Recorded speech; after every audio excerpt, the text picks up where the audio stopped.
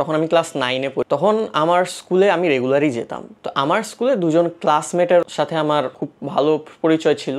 তাদের সাথে ক্লাস করার সময় আমি দেখলাম যে তারা ক্লাস মিস দেওয়া শুরু করছে, 1 দিন 2 দিন 3 দিন এভাবে দিন গড়ায় যেতে শুরু করলো। তখন আমি ভাবলাম যে কি হইলো, আমার ক্লাসমেট যাদের সাথে আমি এত ক্লোজ তারা এখন ক্লাসে আসতেছে না। তো আমি একদিন স্যারের সাথে কথা বললাম বিষয়টা নিয়ে। স্যার একটু আড়াল করে আমাকে বিষয়টা বুঝালেন যে আদনান দেখো, ওদের আর কি অবস্থাটা খুবই খারাপ, মানে ওরা আইসিইউতে আছে। তখন একটা পর্যায়ে যে আইসিইউ সেভাবে আমি বুঝতাম না আইসিইউ কি বা কতটা ভয়াবহ হলে আইসিইউতে যায়। তো স্যার আমাকে বললেন যে তুমি ওদের জন্য দোয়া করো, ওরা হয়তো বা নাও আসতে পারে, আর মৃত্যুসজ্জার একদম ক্লোজ পর্যায়ে চলে গেছে। তখন আমি জানতে পারি তাদের ডেঙ্গু হয়ে প্ল্যাটিলেট এত কমে গেছে যে তাদের ফেরার পসিবিলিটিটাই কম।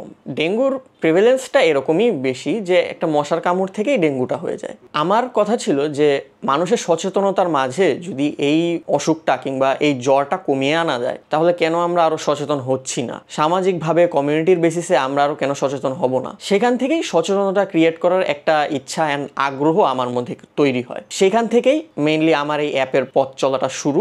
হেলথ প্ল্যাটফর্মগুলো বা মোবাইল হেলথ প্ল্যাটফর্মগুলো বাইরের কান্ট্রিগুলোতে অনেক বেশি ব্যবহার করা হয়, যেটা আমি অবগত ছিলাম না। এই রিসার্চের মাধ্যমে আমি এই অ্যাপগুলো সম্পর্কে জানতে পারি। তাদের যে ফিচার্সগুলো আছে আমি চেষ্টা করেছি তাদের ফিচার্স থেকে আরও কিছু বেটার ফিচার্স আমার অ্যাপের মধ্যে ইমপ্লিমেন্ট করার, যেন আমরা বাংলাদেশি এই অ্যাপটার মাধ্যমে একটা সময় লোকাল থেকে গ্লোবাল স্কেলে ছড়িয়ে পড়তে পারি। সো এখান থেকে আমার অ্যাপের অনুপ্রেরণা। আমার অ্যাপটার কারণে যদি একজন মানুষেরও উপকার হয় তাহলেও আমি মনে করি যে আমার এই নির্ঘুম রাতগুলো, এই রিসার্চগুলো সার্থক হবে। ডেঙ্গু হচ্ছে 2000 সাল থেকে 2019 সাল পর্যন্ত যে ট্রেডগুলো আমাদের কাছে দেখা গেছে সেখান থেকে কিন্তু ট্রেডগুলো চেঞ্জ হচ্ছে। আমরা দেখতে পাই যে 2023 সালে যখন মহামারীর প্রকারে চলে যায় ডেঙ্গু কিংবা আউটব্রেক পর্যায়ে চলে যায় বাংলাদেশে, তখন কিন্তু ডিসেম্বর মাসেও মানুষের মধ্যে ডেঙ্গু দেখা দিচ্ছিল, যেটা সবগুলো ইয়ারে হয় না। সো ডেঙ্গুর ধরনও চেঞ্জ হচ্ছে জলবায়ুর সাথে সাথে। আমি মনে করি যে শুধুমাত্র যে পানি নিষ্কাশনটাই এনাফ সেটাও না, বরং আমাদেরকে ওভারঅল একটা সচেতনতা ক্রিয়েট করতে হবে এমন পর্যায়ে যাতে জলবায়ু পরিবর্তনটাও আমরা ফেস করতে পারি। সেটার জন্য প্রথম প্রয়োজন হচ্ছে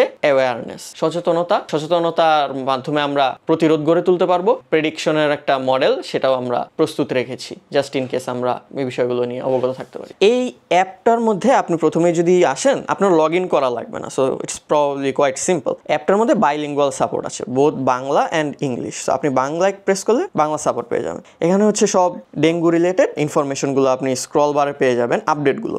আমাদের অ্যাপের একটা অন্যতম ফিচার্স হচ্ছে ডেং এআই। এখানে প্রেস করে আপনি চ্যাটবটের সাথে কথা বলতে পারবেন। সো আপনি চ্যাটবটকে যেটাই জিজ্ঞেস করবেন সে আপনাকে সেটার বেসিসে অ্যান্সার করে দিবে। সো ধরা যাক আপনি যদি বলেন যে লক্ষণ বা চিকিৎসা, আমি লক্ষণ টাইপ করে দিলাম, এখন ও আমাকে ডেঙ্গু রিলেটেড লক্ষণগুলো এখানে বলে দিচ্ছে। সো একটা চ্যাটবটের মাধ্যমেও আপনি জেনে যেতে পারবেন বা আপনার কোয়েশ্চেনগুলো চ্যাটবটে করতে পারবেন। অ্যান্ড এটা আমরা কন্টিনিউয়াস ডেভেলপ করছি।